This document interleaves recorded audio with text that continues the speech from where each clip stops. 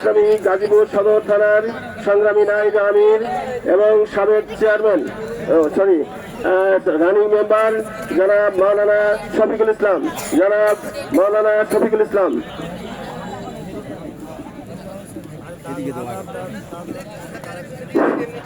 نحمده ونصلي على رسوله الكريم أما بعد فأعوذ بالله من الشيطان الرجيم بسم الله الرحمن الرحيم يا أيها الذين آمنوا كتب عليكم الصيام كما كتب على الذين من قبلكم لعلكم تتقون صدق الله العظيم বাংলাদেশ জামাত ইসলামী বাওয়ালগড় ইউনিয়নের উদ্যোগে আজকের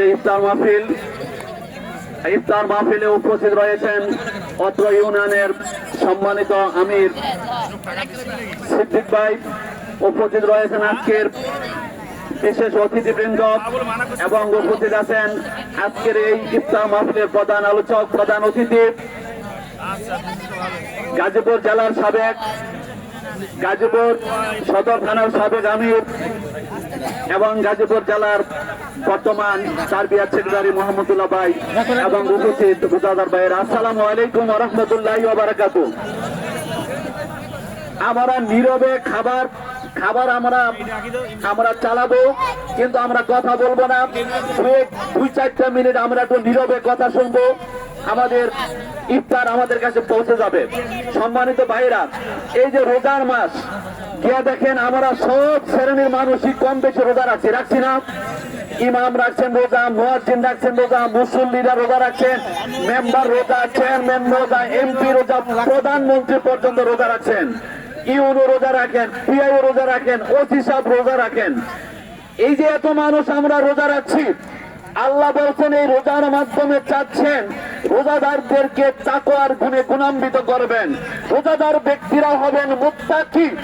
কিন্তু আজকে দেখেন আমরা যে সেক্টরে যাই, আমি যদি বলি আমাদের বাংলাদেশে কি ঘুষ চলে? কি ভাই ঘুষ চলে? এই রমজান মাসেও কি ঘুষ চলে?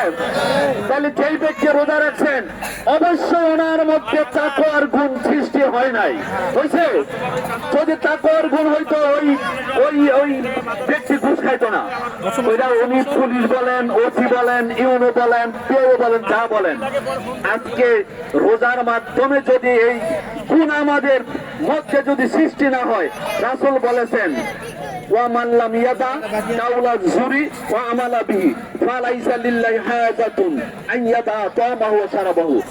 কোন ব্যক্তি যদি রোজা রেখে সে মিথ্যে কথা এবং মিথ্যা কাজ যদি সে ছাড়তে না পারে, রাসূল বুঝাইলেন যে তার না খাইয়া থাকা আল্লাহর কোনো দরকার নাই।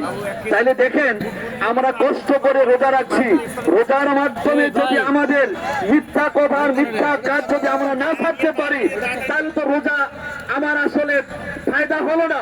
কিয়ামতের ময়দানে যে রাইয়ান নামক যে দরজা দিয়ে রোজাদাররা ঢুকবেন, ওই দিন তো আমাদের রোজা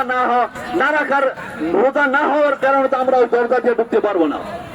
সম্মানিত মুআজ্জাজ হাজিরিন, এই যে কিছুদিন আগে নির্বাচন গেল না, নির্বাচনে তো অনেক লোকেরা প্রার্থী ছিলেন, কিন্তু যে পাস করেছেন উনি এমপি হয়েছেন, যে পাস করতে পারেন নাই ওনার টাকা, ওনার শ্রম, ওনার মেধা সব ব্যথা গেল না, কোনো কাজে লাগে নাই।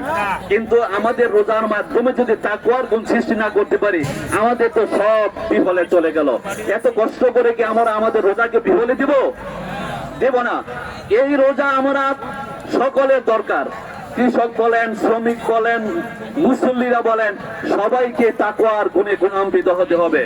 এই কোরআন নাজিলের মাসে আমি বলবো আমরা সবাই যদি তাকওয়ার গুণে গুণান্বিত হতে পারি, যেই জন্য এই কোরআন পৃথিবীতে এসেছেন, সেই কোরআনকে জমিনে মেম্বার থেকে শুরু করে প্রধানমন্ত্রী পর্যন্ত সকল স্তরে যারা সরকারি কর্মকর্তা থাকবেন, সকলেই যদি তাকওয়ার গুণে গুণান্বিত হন, ওই যে এদের দ্বারাই কোরআনের সমাজ প্রতিষ্ঠা হওয়া সম্ভব। কি বলেন?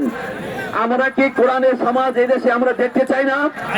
যদি দেখতে চান, বাংলাদেশ জামাত ইসলামী আজকে যে ইফতারের আয়োজন করেছে, এই জামাত ইসলামী চাচ্ছেন রাসূল সাল্লাল্লাহু আলাইহি সাল্লামের আদলে অর্থাৎ কোরআন এবং সুন্নাহর মাধ্যমে এই দেশে কোরআনের শাসন প্রতিষ্ঠার মাধ্যমে মানুষের ইহকালীন শান্তি এবং পরকালীন মুক্তির গ্যারান্টি দিতে চান। সেটা শুধুমাত্র সম্ভব কোরআনের মাধ্যমে এবং এই তাকওয়া পরহেজগার ব্যক্তির মাধ্যমে। আসুন আল্লাহ রাব্বুল আলামিন আমাদের সকলকে এই কোরআনের এই নাজিলের মাসে রমজানের রোজার মাধ্যমে আমরা যেন তাকওয়ার গুণে গুণান্বিত করে আমাদের জীবনকে আমরা দ্বন্দ্ব করতে পারি। আমিন। ওয়া মা তাওফিক ইল্লা বিল্লাহ।